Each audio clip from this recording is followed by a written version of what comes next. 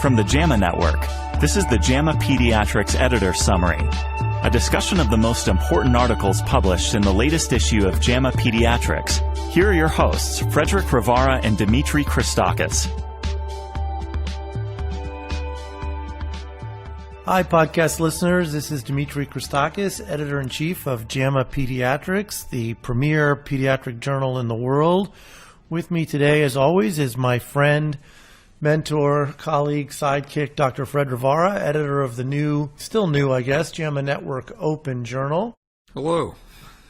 It's a little bit unusual. Those of you that listen to us regularly, we usually review two papers, and today we're going to focus on just one, mostly because I think there's going to be, some fairly brisk discussion about the paper. It certainly took us quite a bit of time to take it from submission to acceptance. So, Fred, you want to set up the paper for discussion today? Well, the paper is about fluoride and maternal fluoride exposure during pregnancy and its effects upon IQ scores of children at ages 3 and 4, which in itself is like a shocking title because I had never known that there was even any concern that maternal fluoride use might affect children's IQ. Right. In fact, for me, before they were anti-vaxxers, there were sort of anti-fluoriders. Right. And like the traditional teaching when I was going through residency and my early professional career was that fluoride is completely safe. All these people that are trying to take it out of the water are nuts. It's the best thing that's ever happened for children's dental health, and we just need to push back and get it into every water system. Right. One of our mutual mentors is A. Bergman, yeah. And one of the first things he ever worked on in terms of public health was getting the fluoridated law passed in Washington State. Right. So when I first saw this title, my initial inclination was, what the hell?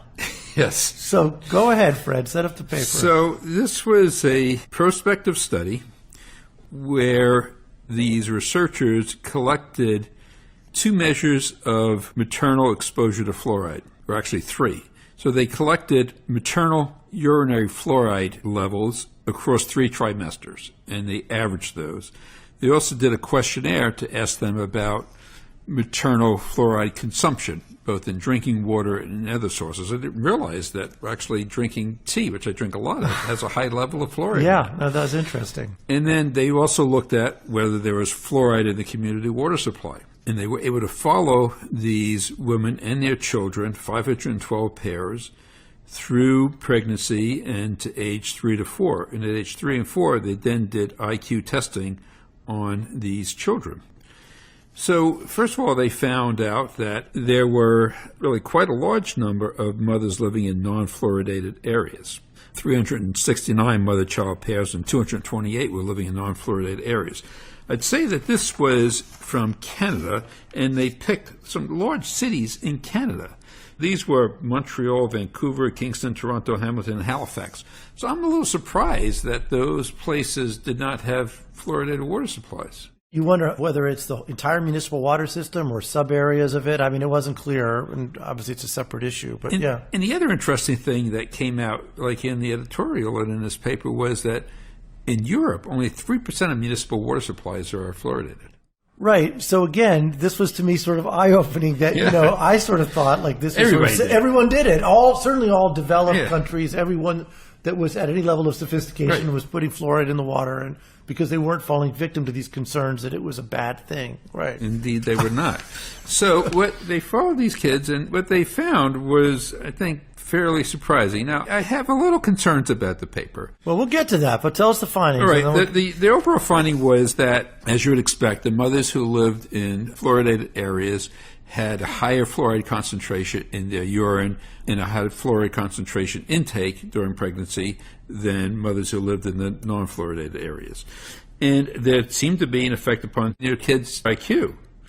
Now, this effect was only seen in boys, where a 1 milligram per liter increase in the maternal urinary fluoride concentration was associated with a 5-point lower score on the boy's IQ. Right. And effect size, which is sizable. Which is sizable. On par with lead. Right, it is. And in girls, they found actually a non-significant increase in their IQ.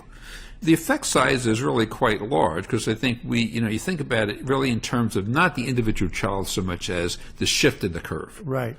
And the shift in the curve now being shifted to the left for boys That's a real concern, because then you look at the tails, and the tails may be quite low. Right. So I think that the results are really startling, and I'm glad that you got a very nice editorial upon this. My questions are a little bit about, well, first of all, the IQ testing found a range of 52 to 143. That's humongous range. Well, but that's the range. Well, I guess that, severely delayed to genius. I guess I probably would have made them do a sensitivity analysis where they excluded some of these outliers and look more at the central group of kids. And then it's also, they don't have a lot of data. They have some data about comparing the two groups in terms of maternal education, employment, income, etc. Right. But are there other unmeasured confounders here which are coming into play? Right. And then the third issue is, why just the boys? Yeah, so let's take those one at a time. Those are all really good. They did do a fair amount of sensitivity analysis. I don't recall that they did it specifically around the IQ. We had them do sensitivity on other things. One of the things that we always talk about at JAMA Pediatrics is we try not to accept observational studies where an experimental design could be done. And that clearly could not be done here ever. So we're stuck with observational studies such as there are. So then you always wonder in these situations what the residual confounders could be and how well could they possibly adjust for them. To me, the most obvious one here would be this issue of, as you alluded to, what areas don't have fluoride in the water and what could the residual confound be there. But I would normally think of those areas as being less educated, more rural. Here they found the reverse. If anything, they were slightly better educated and slightly higher income. And the other thing about defending JAMA Pediatrics and taking this is, you think about observation study. Well, sort of one level would be an ecological study where you're looking at kids in one area compared to kids in another area. But this is actually individual level data. Right. We actually have fluoride levels on the mothers. Right. So it's a very good cohort study. No, where the exposure clearly happened before the outcome. Right. No, exactly. And it's a pretty large undertaking and took a fair amount of money to do this. And the last thing you asked about, and I think there are other issues to discuss as well, is this issue of boys versus girls, which I also struggled with. And yet, we do see that the brain development of boys and girls is different. As much as we like to think of us as being kind of one species, we know autism is higher in boys than girls. Their ADHD is higher in boys. And perinatal mortality is higher in boys than girls. Right. And in fact, even in the animal models, weirdly enough, as the editorial talked about, the effect is seen more in male rats than female rats. I don't know what to make of that.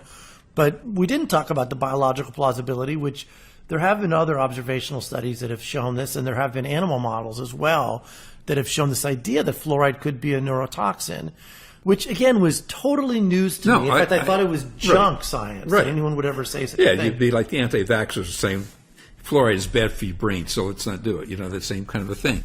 And one of the things we struggled with as an editorial staff was, as you alluded to, we certainly would not want to be the publishers of the Wakefield study and be the article that pulled fluoride out of water and led to decreased dentition. But, the eponym of JAMA Pediatrics is the science of child and adolescent health. And science is an iterative process. It's not perfect.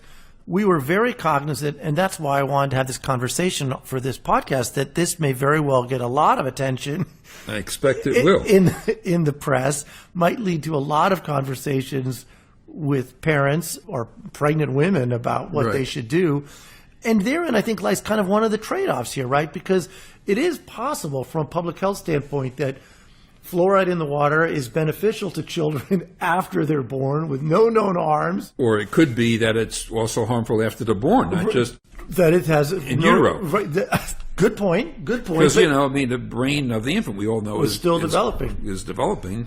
Very good point. Although we talk about trying to minimize fluoride exposure in the very young infants, but certainly not when they start drinking, which after age 1. I think there's been, maybe correct me if I'm wrong, Dimitri, but I think there's been some work looking at topical fluoride versus systemic fluoride. For dentition. Yes. Topical fluoride seems to be quite effective. Right. But it has to be applied as opposed to being in the water, which is sort of the usual approach you would argue for in other areas. Yeah, it's sort of what we call the passive approach versus the active approach. Everyone gets it automatically versus parents having to brush their kids' teeth every night or going to a dentist 4 times a year and getting fluoride varnish. Exactly. So that was the approach we took in the U.S. And it could be, and this to me is sort of where the science is right now, at least from my understanding, and I'm no expert on fluoride, that postnatal fluoride exposure in the water may be harmless, may have benefits, has to be traded off against prenatal potential risks. which are avoidable because mothers Sure. could certainly drink bottled water Right. during pregnancy if they wanted to. But it's a complicated conversation, and I don't know where we stand on it now. What is your take? Well, I hope that this will result in NIH funding some good research on this topic. I mean, I think that this is a really concerning study to me. I don't think that people should stop using fluoridated water. Overall, pregnant women, maybe. NIH hopefully will read this and will say, this is an important problem. Yeah. And we need to really look at this in a careful way, both, I think, with some more animal experiments, but also with some further cohort studies. And NIH has that big ECHO program, Right. which is looking at, after the demise of the National Children's Study, as a way of looking at the effect of environmental toxins on kids. Well, this probably ought to be part of that. Maybe it is. Actually, that's a very good point, because absent that, you were looking at, even if they started an RFA now, it will be 5, 6, Right. 7 years before we have a replication or an attempt to replicate this study, right? Given that it's a prospective longitudinal study over 5 years. So in the meantime, we are left with the challenge of how to advise pregnant women. This was the only paper, as long as I've been editor, that I wrote an editor's note on, and I basically said that we decided to publish the paper after a fairly tendentious discussion. I'm sure you had a very rigorous stats review. We had a very rigorous stats review, several of them. We had a very tendentious discussion amongst the editors because there was concern about what the public health impact would be. But I'm certain if we didn't take the paper, somebody else will have. And I didn't want to shy away from the decision to publish it just because of the potential. Right. But I did say in my editor's note that science is iterative, and this is not the first nor the last paper to look at the potential ill effects of fluoride. So if mothers now come into their doctor's offices and ask the pediatrician what to do, what are you going to say? I think I would advise them to drink bottled water or filtered water because it's not a particularly odious thing to do and potentially does reduce the risk. Yeah. The other thing is that some people may not be able to afford bottled water. It could be a financial burden to some low-income families, and we need to think about that as well. Yeah. Well, it's going to get a lot of attention, and I'm very proud that you published it. I hope I don't regret it. Thank you all for listening. Good luck helping your families make decisions about prenatal exposure to fluoride, and we'll talk to you next month.